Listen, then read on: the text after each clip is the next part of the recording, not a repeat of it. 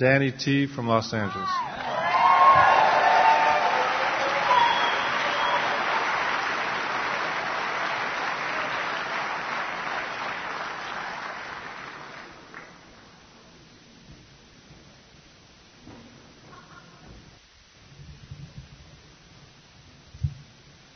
My name is Danny. I'm an alcoholic.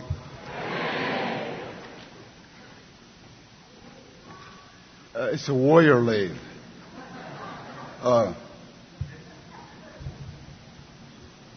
Wow. I was here about 6 years ago, and there's about 200 people.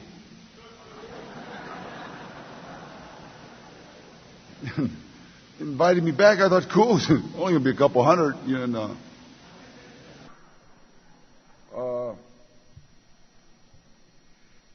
I got a confession to make, and first off is I don't know anything. That's number one. And everybody's really been putting a lot of pressure on me because they all over this island, people say, "Oh yeah, oh heavy, oh cool." I don't know anything, okay? And there is people in this room that know a lot more. A lot. It's like lately. It's like we've gotten a lot of cocaine addicts into Alcoholics Anonymous, and I for one know the cocaine addicts know everything. Do you understand? No. Wait.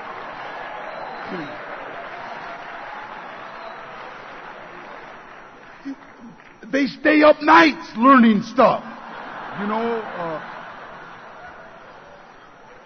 Night after night after night. And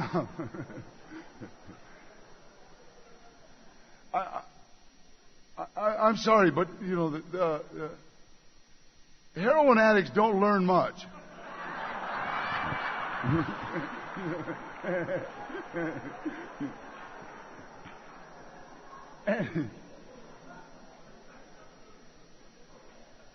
And I don't even know why I'm separated, because alcoholics, the only difference that I have ever found in an alcoholic and an addict is that an alcoholic usually throws up very hard.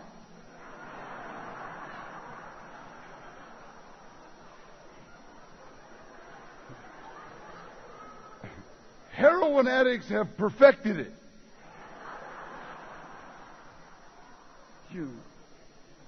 And I got to tell you something. Coming into Alcoholics Anonymous, and I even hate saying this, the first time I came into Alcoholics Anonymous was 1959. And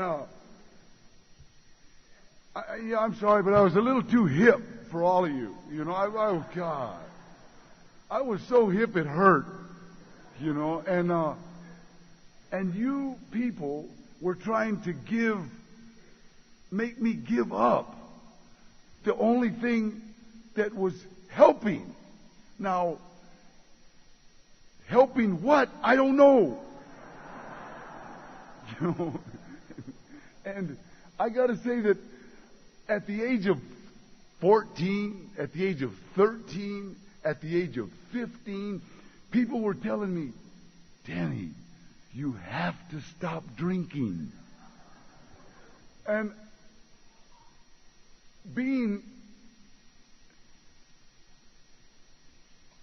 my answer usually was just kind of,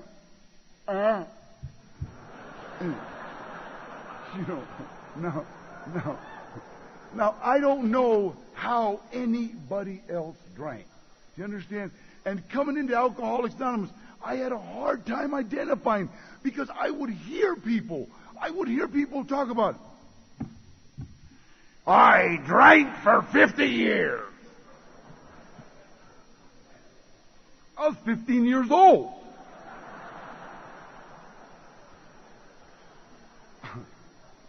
I think, damn, I got 35 to go.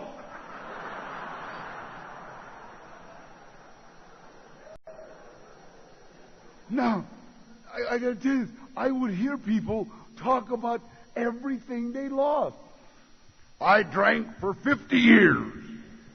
I had a car, a boat, a cabin in Mammoth.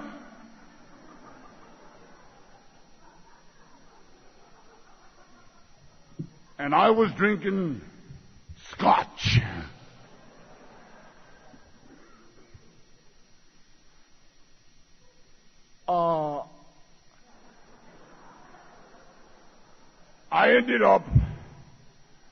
I ended up drinking wine. And my mind was, oh, okay, what's your point here? Yeah.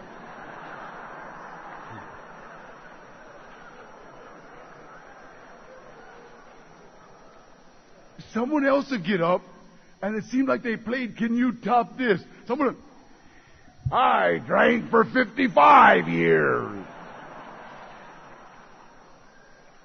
I had 2 cars, 2 boats, 2 cabins on Maui. I was drinking scotch, and from scotch, I went to bourbon. I think that's a step down. I don't know.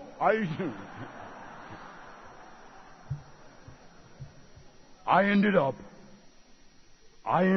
drinking wine in the morning in an alley. And I'd go, here, I started drinking wine in the morning in an alley.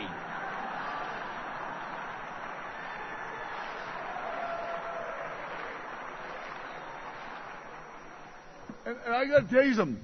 To this day, in fact, I took my wife to the alley, drove down, lowered the window on the Mercedes. There's the same kids, you understand? Talking about, no, wait a minute, 14 years old, no, wait, that kid with the bag. Paying home! And I try to tell him, hey, you're going to miss out on your car, your boat, your cabin, all that shit.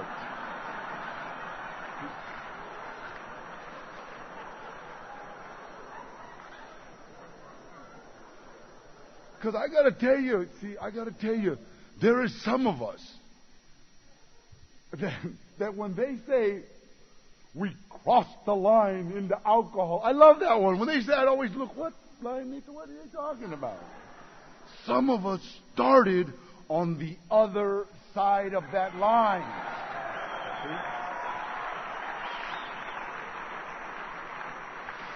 To me, anybody that says, I drank for 50 years, what that means is they had a long social drinking career.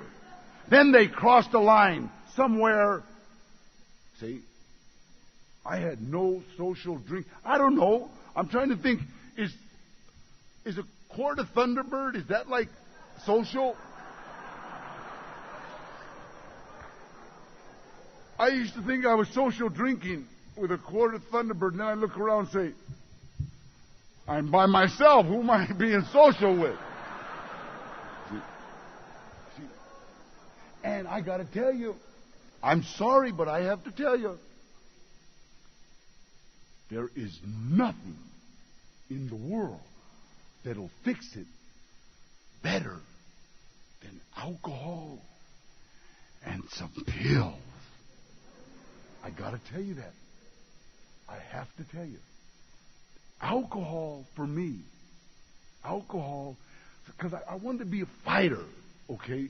But at 13, you're only about 4'9", you see, and you weigh about 112. And it seems like everybody in your neighborhood is almost 5'5", and they weigh almost 130, see? So in order to be a fighter, you better get tough. Wine does it. Wine will make you tough. Wine will make big guys run from you. See? And I'd be full of that wine. Oh, I'd be so full of that wine. And I would say some of the most fantastic things to people. You know, because it's like at first you're kind of scared. The guy looks big. But you suck down about a quart of that Thunderbird. You know what I mean? You put down about a quart of that port, and for some reason these things come out of your mouth that are unbelievable. Hey! If you're looking for your mother, she's back there. Beaut flows out of your mouth. And then the whole party empties out on you. They just come running at you, and they're kicking you in the eye. And you know they're kicking you in the eye. See? Pow! That guy just kicked me in the eye. Didn't hurt. The wine took care of that. Didn't hurt. But you know you got kicked in the eye. But now you put about 5 of them red devils with that quart of wine, completely different. Wow, did you see me block that kick with my eye?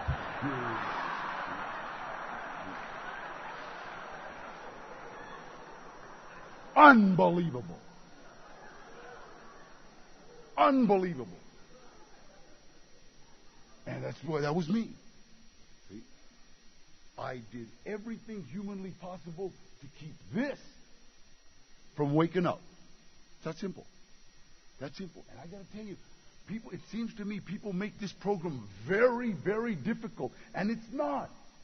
It's not. When I got to tell you, I first got out of the penitentiary. Not the first time, but the last time I got out of the penitentiary, 1969, my sponsor broke it down to its simplest terms. And that's what I had to do. Thank God he didn't start talking about, well, Danny, we have to get into your issues. Didn't. Dan, I want you to become spiritually fit. No, it didn't. See? My sponsor looked at me, a guy named Frank Russo. And I say that because he told me never to mention his name.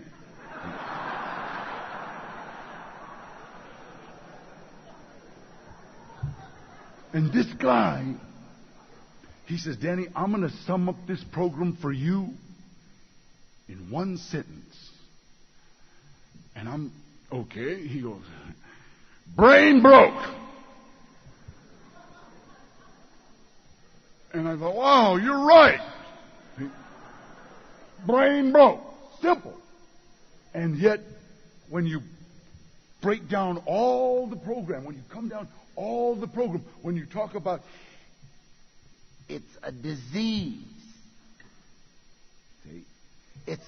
What is it? It's an obsession of the mind it's an allergy of the body coupled with an obsession of the mind. It's, for me, I understood brain broke. See? So,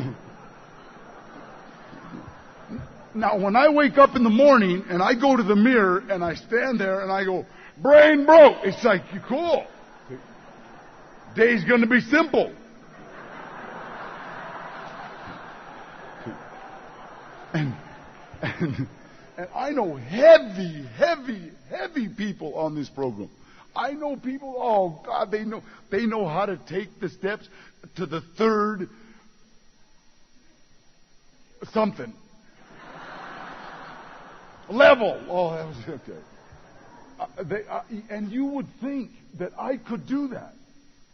I've been clean and sober now 31 years. You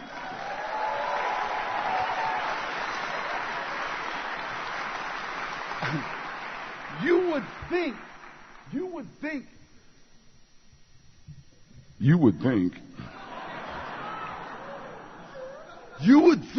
that I could do stuff like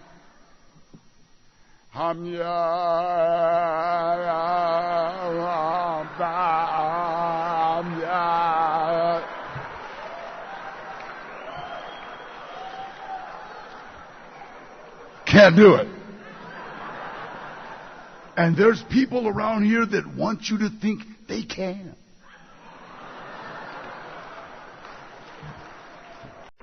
Do you know if you reach the top level of Alcoholics Anonymous, if you reach the pinnacle, the top, all you are is chief servant. That's it. That's it. That's all. If you get more spiritual than anybody, if you work the steps better than anybody, if you know the traditions better than anybody, all you are is chief servant. That's it. That's it. I thank God, man. I thank God. I had a sponsor who was unbelievable, see. And I've had a few. A guy named Johnny Harris. Good dude. Good dude. Had a beautiful saying for me all the time. Had a great... You're full of shit. That's it.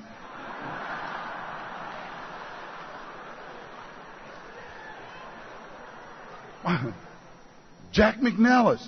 Beautiful. Oh, God, he put things together for me right now.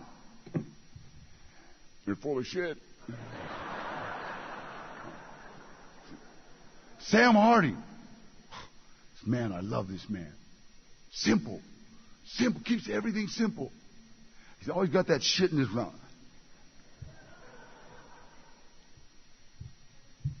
Sounds like a lie.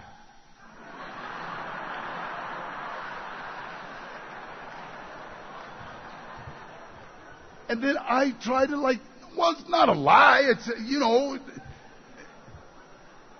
maybe it's exaggeration. Dictionary. Veering from the truth.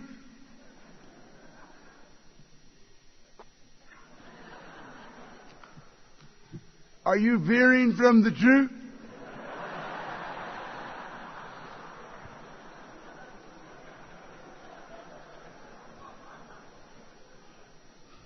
Guess it's a lie. Yeah, you're full of shit.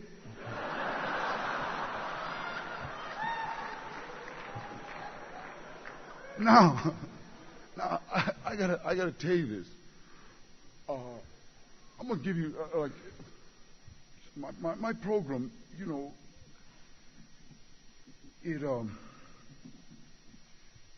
I went and spoke up in Oxnard. They got like a mini convention. Oxnard is like a pretty big meeting. They get all the meetings from around. They make it like a whole bunch of people. And I go up there with two of the guys that I'm sponsoring, George and a guy named Bernie. And George Perry's my best and dearest friend right here, and sponsored for 25 years.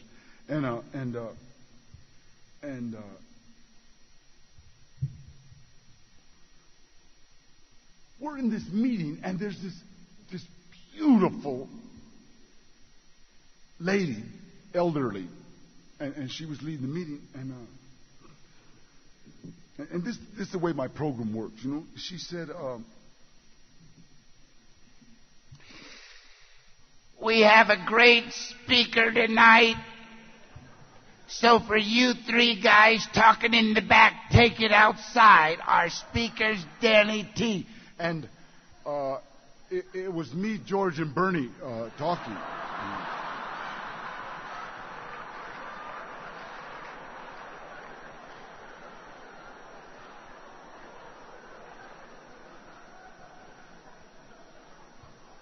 And it was hard, to walk up and everybody knows you were the guys talking,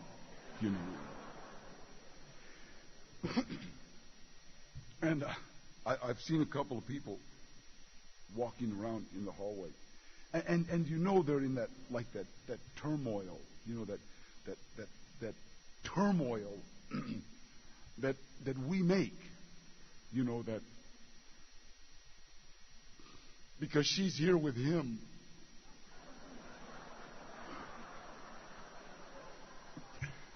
or he's here with her. And you see, like, the madness going, and you still want to do the dance of death. That's what I call it, the dance of death, And I got to tell you, it's like, I thank God for this program. Do you understand? I thank God for this program because I have a committee, and I hate to admit it, but the committee might be a little co-ed,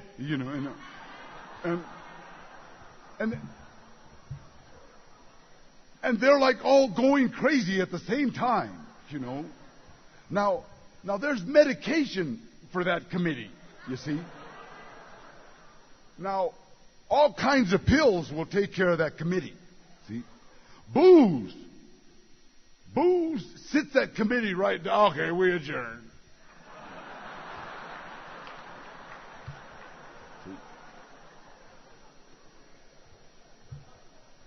Now, what they did in Alcoholics Anonymous, all they did was give me another medication, see, because prayer takes that committee and sits them all down,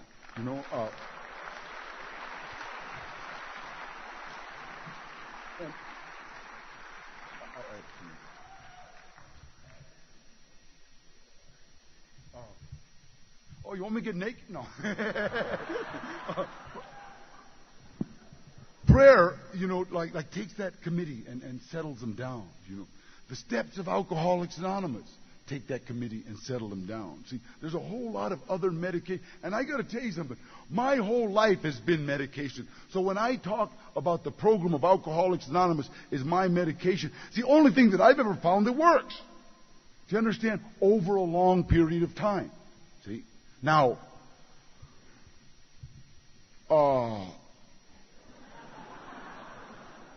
shock treatments work.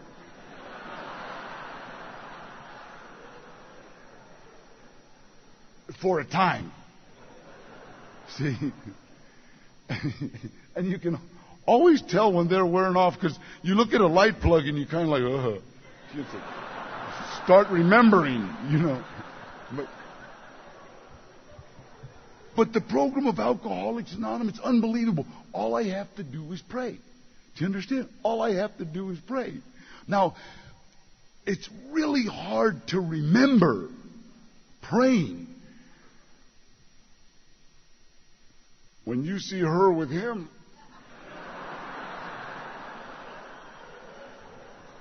And I got to tell you, everybody that I have sponsored, it's like unbelievable. It's like they're like so happy. Oh God, I'm so happy. I'm so clean. I'm so sober. I love it. It's like so great. It's so great. Oh God, it's great. Oh, I love it. And I'm for months, and then all of a sudden it's like,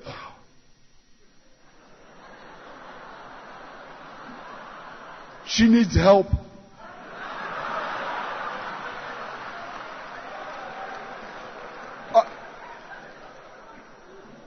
I know her. I can help her.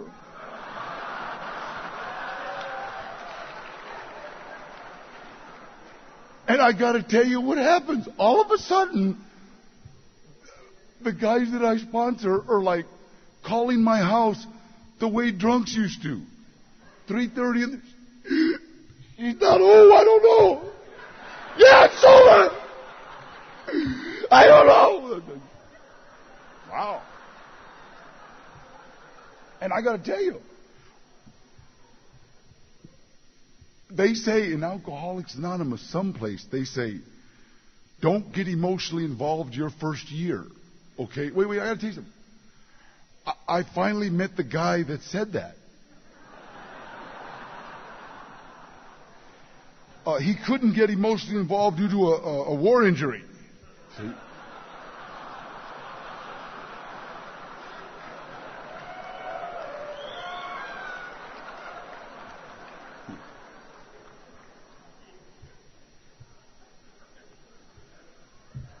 I got here in 1968.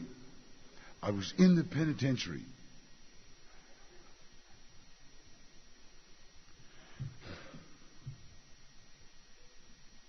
I think I was emotionally involved. Figure that one out. It was, huh? And it's unbelievable. It's like I came out of the pen August 23rd, 1969. I got to tell you something. It's like the only reason I came back to Alcoholics Anonymous was because I remembered something that a guy named Sam Harding, a guy named, my sponsor, Jesus, never mind. I was also ex-fighter. Johnny Harris, there, it's okay. This guy, Johnny Harris, he said, this was in the penitentiary in 1963, another penitentiary. He said, Danny, why don't you give yourself a break? Why don't you give yourself a break and join us? He said that in 1963. Now, I remembered it in 1969, so. Oh, yeah. I remember what that dude said.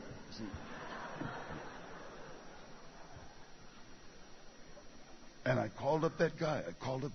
Frank Russo, man. Frank, come pick me up. Are you out? Did you escape? No. I got parole. And he says, I was at the bus stop in San Fernando. He said, wait there.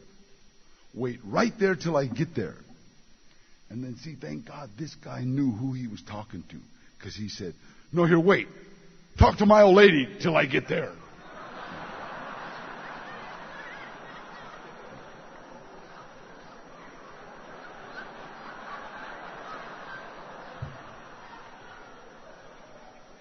You ever been to San Quentin?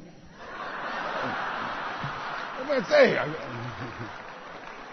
Come on, I couldn't ask her what she was wearing. What are you wearing? She said, my friend, you know what I mean? So, it's my buddy, you know what I mean? So he comes pick me up, and first we go home. We go to my house. You understand? I've been gone 5 years. My mother says, ay, mijo, how are you? And doesn't unlock the screen.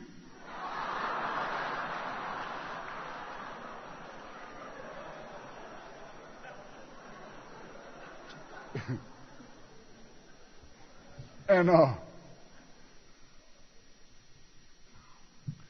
I said, Mom, you know what, can I stay here a couple of days? My parole plans kind of fell through.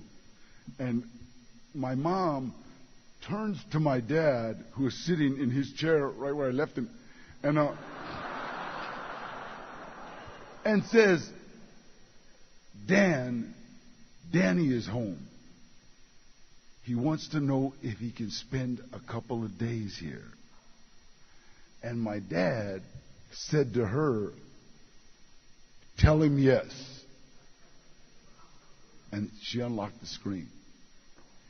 Now, I walked into my room, that was my room. And I sat there, and I was like, I don't know if any of you have your committee, when your committee wakes up, and they start, and they're calling you names, and they're telling you what a punk you are, and they're saying, why don't you burn this house? See? Why do you take this stuff? You see? And look, rah, rah, rah, rah. And I know some of you right now are thinking, you should have been grateful. Screw you. Sorry. At that time, I wasn't well.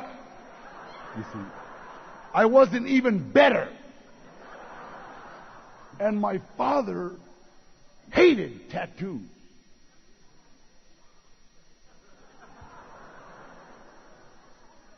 So I took off my shirt. I walked into the front room, and I sat in front of him. And I said, hi, Dad. And just as I'm getting ready to attack this man, my mother comes up and says, "Here, mijo, I got you some cookies and milk." My committee says, "Okay, big, tough arm robber, this is what it's come to. Cookies and milk at Mommy."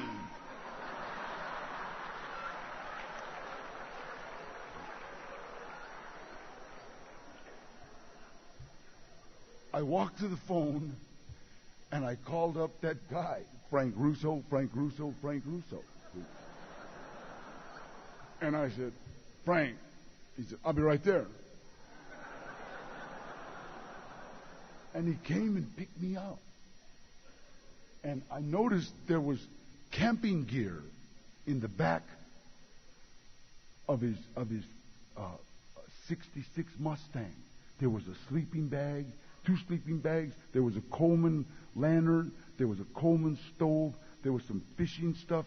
And I said, "What's up with that?" And he goes, "Oh, me and my old lady we're going to go camping." And I said, "Well, what happened?" He says, "She can go camping by herself."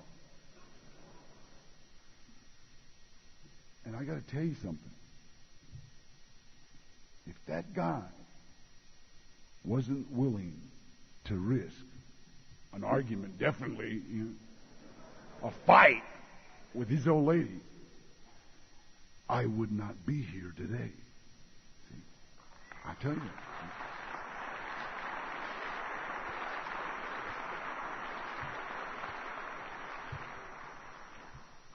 And we went to a meeting. Now, I did not want to be in that meeting. I murdered everybody in that meeting. Haven't you ever done that? I hope I'm not the only one. That's scary. But guys would get up to, "Hi, I'm Bob, and I'm an alcoholic." And my mind is, "Yeah, and if you were in prison, you'd be a girl. I'd kill you. I'd murder you."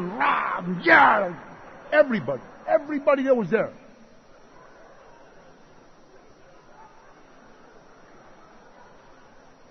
Now, at the end of the meeting, they did this. They went, and everybody's. It's not good to make sudden movements around somebody that's just. Everybody got up. And I'm wondering, what are they going to do? Beat me up? And it was funny because somebody tugged here, and I look over, and gorgeous little girl, beautiful. I think she was 18. She looked old, and she says, "Give me your hand." I said, "For what?" And she says, "For the prayer." I gave her my hand, and I'm holding it. No, 5 years I've been gone. I didn't even get a hug from my mom. And somebody tugged on this side, and I looked. It says, "Little dude."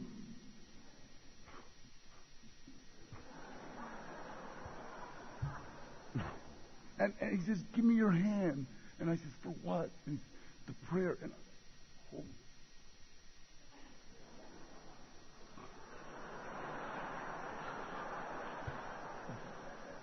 And Frank, I'm looking at Frank, and he goes, "I told you it will get better."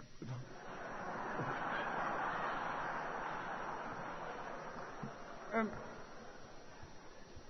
thank God she was prettier, or I'd have given you a different pitch. Hi, my roommate. No, but so I'm like, and then Frank comes up and says, "Do you want to go to coffee?" And I hadn't let these kids were scared to death. I wouldn't let them go. He said, "You want to take one to coffee?" I said, "Which one?" And he said, "The brown." I said, "Okay." And I'm getting ready to ask her to go to coffee, and Frank's been around. He was getting in the car, and we jumped in the car. And we drove around all night. Nothing happened. We just drove around.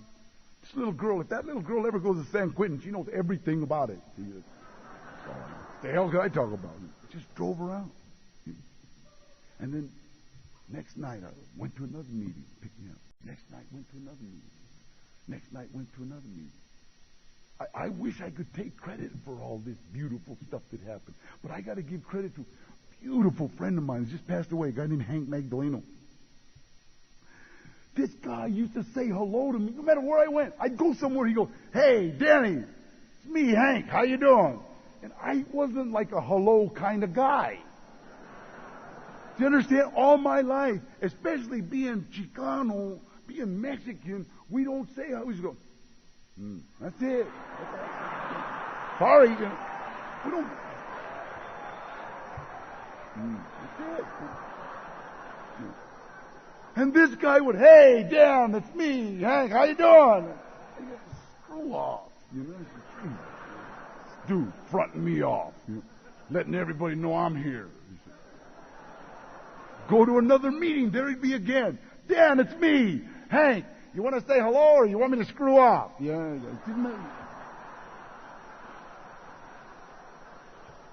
Weird dude, man. I'd go to another meeting. I'd be in the back with my murder face on.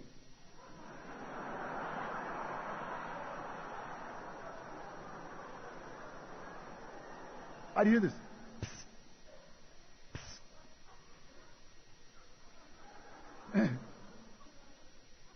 There he'd be.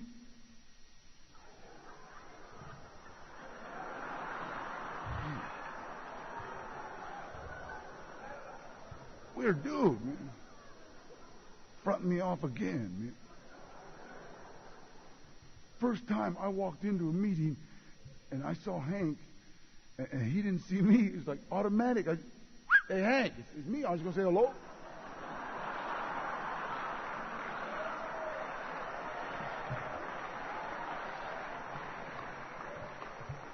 That sucker tricked me. He got me so used to hearing him say hello to me that when he didn't, "Hey, what's up?"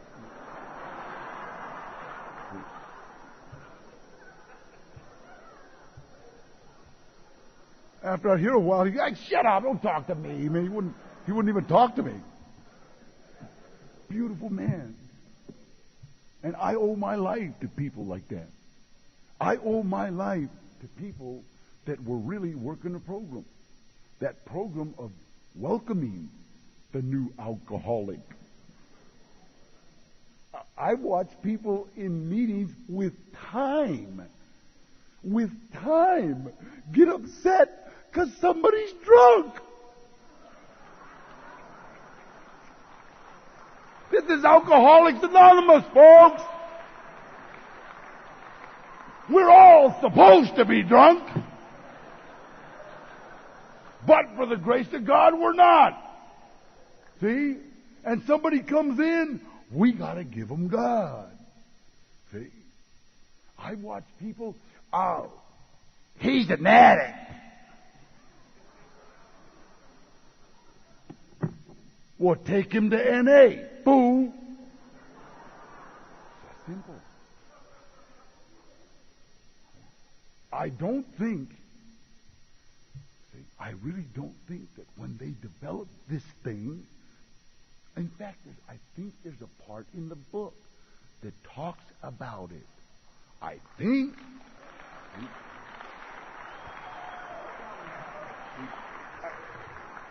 Honestly, there's a part there, see, that talks about it. See? I got to know where to go. I got to know where to take them if they don't want to stay here. See? God, man, this program is unbelievable. And you were talking to somebody that there's no way I'm supposed to be here. I don't know about any of you guys. I love it when people start talking about, I feel like I'm going crazy. On my jacket, it's stamped M.I. Big red M.I. So that when they get it, they go, "Oh, mentally ill. Okay, we got him. We know." See, and then they just put you just real calmly. "You okay?" They start talking to you like that. "You okay, Danny?" "I'm fine."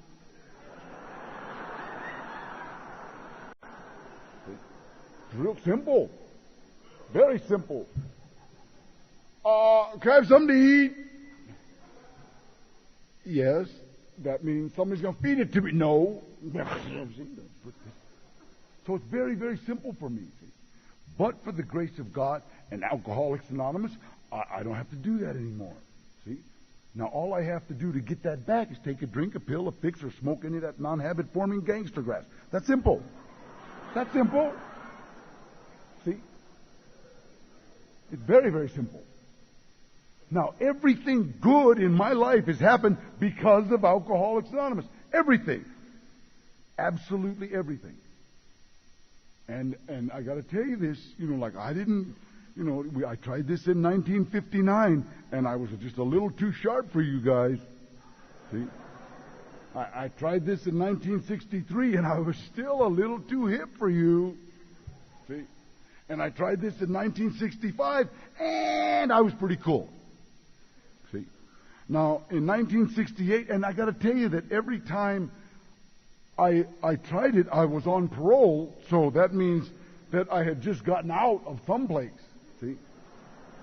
So, in 1968, while still in someplace, I remember hearing that Alcoholics Anonymous is now meeting in the Protestant chapel. See, because that's where it's at.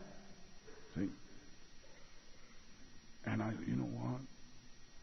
This is not doing it. I'm going to spend the rest of my life locked up, dead or insane. And they told me that. They told me that in 1959. They whispered the curse of Alcoholics Anonymous. The curse. Do you understand? 1959, this guy said, Danny, if you leave this program, you're going to die, go insane, or go to jail. Now notice how quiet the room got. See?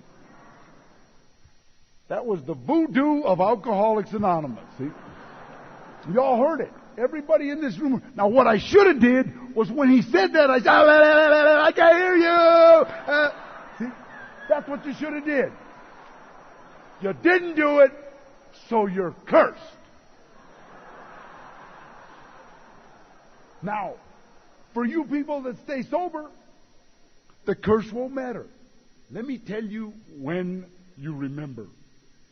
Let me tell you when the curse jumps out at you. When you know you're drunk. You know it. Do you understand? You know you're drunk. You know you're loaded on pills. You know the car is full of drugs. And those lights go on. Bang! Those lights are tuned to go, die, go insane, go to jail. Die, go insane, go to jail. Die, go insane, go to jail. Die, go insane, go to jail. Die, go insane, go to jail.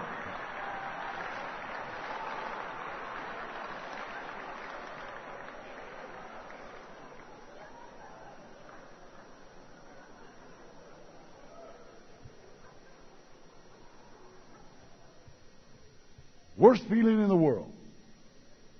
Body full of drugs and alcohol. And a mind full of Alcoholics Anonymous. Worst feeling in the world. Having that curse and being drunk is like awful. Awful, awful curse. Everything good that has happened to me has been a direct result of Alcoholics Anonymous. I do this all over. I will go anywhere and speak in Alcoholics Anonymous. I'll pick up people. That's what I do. I got to tell you, I have a career, unbelievable career, and God, I want to take credit for it. It hurts me. I do. I'm sorry, man. I want so bad. Yeah, I did it. I did it. And let me tell you how I did it. God, I want to do that so bad. Hum ya, I want to do it. Damn!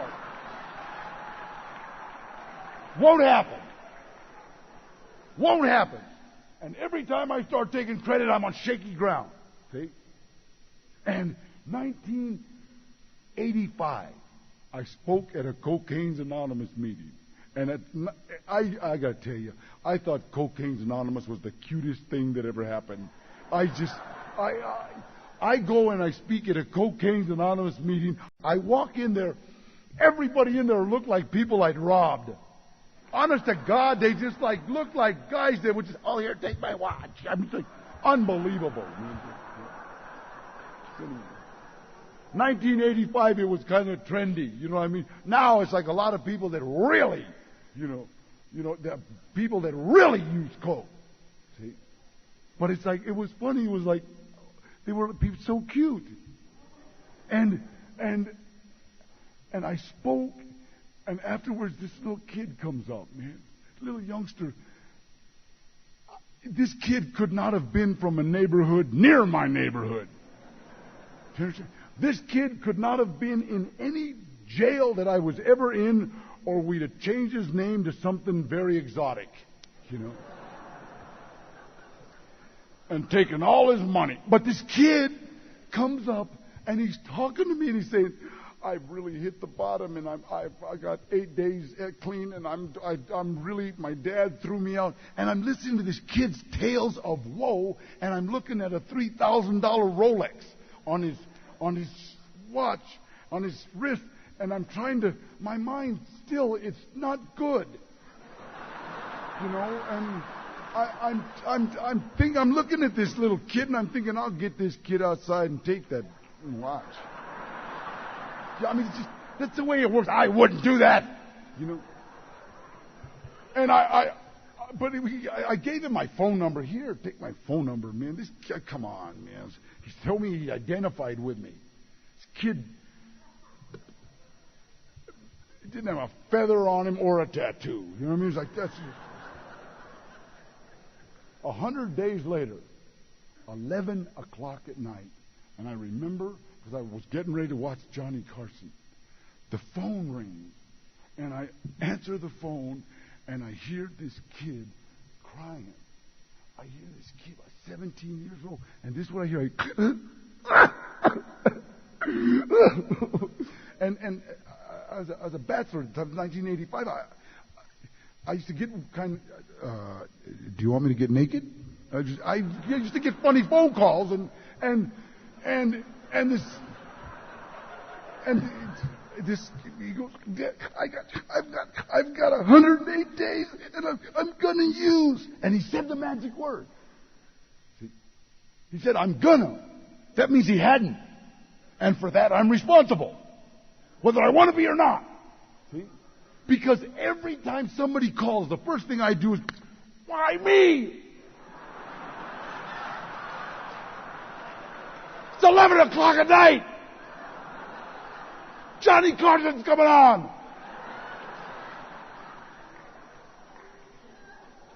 And then I look in the back seat and I see that camping gear. You see? I see that damn sleeping bag and that damn Coleman stove, and I see that damn Coleman lantern, and that I remember that guy that picked me up. See? And I says, well, why don't you come over? And he said, I can't. I'm working.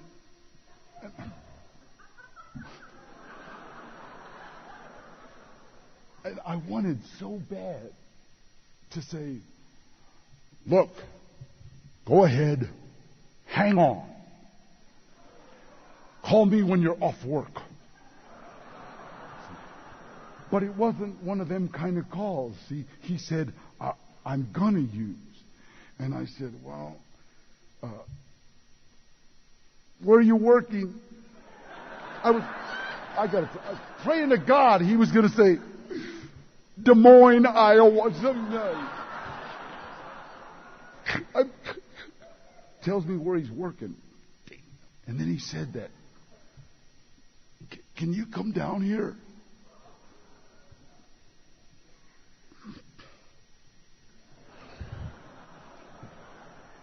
Yeah, give me the address. I go down to this kid's job. See? That's what I do best. My program, what I do best, I hang out with people that want to stay clean and sober. That's what I do best. See? And I went down to this kid's job. And And it was the movie set of a movie called Runaway Train. He was a PA, which is a production assistant. It's a gopher. And I walked on there, and it was like so cute. Everybody was dressed like convicts, They all had like these fake tattoos, and they were like the toughest guys you've ever seen. Mother, mother, mother, mother. They were like funny, and I thought it was so cute, And so me and this kid kind of hung together. This guy asked me, "Hey, do you want to be in this movie?" And I said, "What do I got to do?" And he said, "Do you want to be an extra?"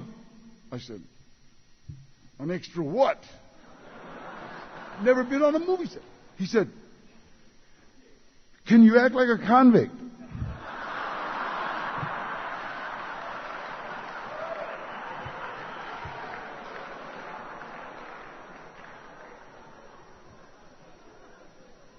I said, "I'll give it a shot."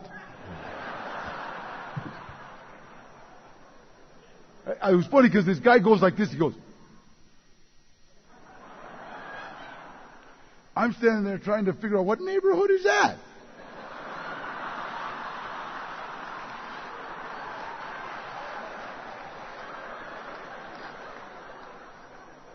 This other guy comes across and says, "Hey, Danny." I said, "Eddie Bunker." He says, "Wow, man, this is too much. I saw you win the lightweight and welterweight title up in Clinton." He said, "Do you want a job?" I said, "I got one. They're going to give me $50 for acting like a convict." He said, "We need somebody to train one of the actors, how to box." And I said, "What's it pay?" He says, $380 a day. I said, "How bad do you want this guy beat up?" Come on!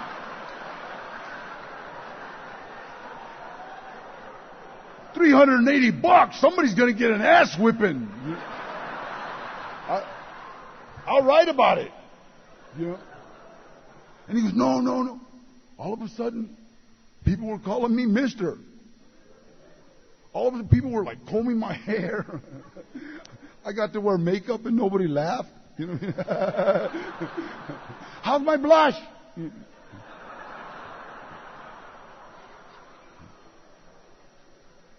I've been in the film industry ever since.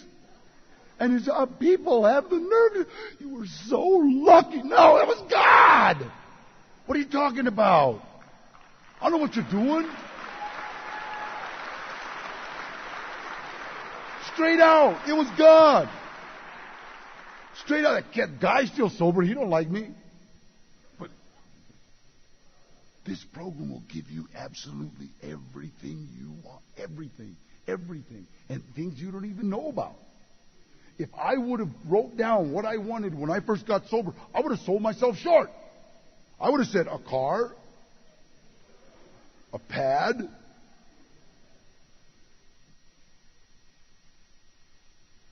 an old lady. Today I have an absolutely adorable wife and partner. I've got friends that are unbelievable. Got a beautiful home. Got 2 cars.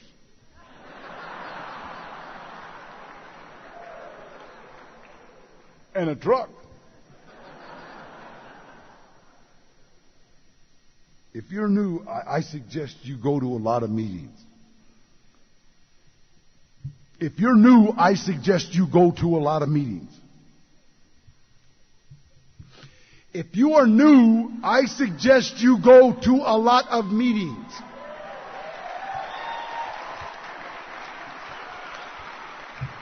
If you are new, I suggest you go to a lot of meetings.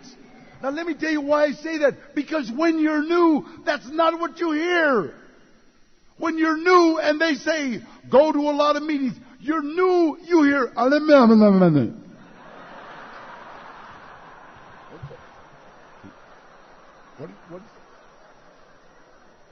What do you say? And if you're dumb and you're got 8 days and you're sitting somebody with 9 days and somebody with 14 days, they're all going to say, I don't know. But if you're in this program to save your life, then you're sitting with somebody that's got a couple of years. See? And you're sitting next to somebody that's got a couple of years. See? And they can interpret. Do you understand? And I still need interpreters. See? I still need people around me with sobriety that I like. I love this program, man. There is absolutely nothing in the world that I would not do for this program. And I think about people talking about emotional involvement. Get emotionally involved with the program of Alcoholics Anonymous before you do anything. Do you understand? Stay around here. Pick up the cups. And don't pick up a stinking cup if somebody makes you pick it up. Pick it up because you want to pick it up. Do you understand? I want to save my life. I want to save my life. That's why you pick up cups. Not because my sponsor told me. If your sponsor's telling you to, something's wrong. See? I am in here. I want to save my life. Do you understand? I want my future to be bright. I want my future to be beautiful. And my future is right now. Now, I don't know about you guys, but how more beautiful can our future get than this room? God bless you. Thank you very, very much.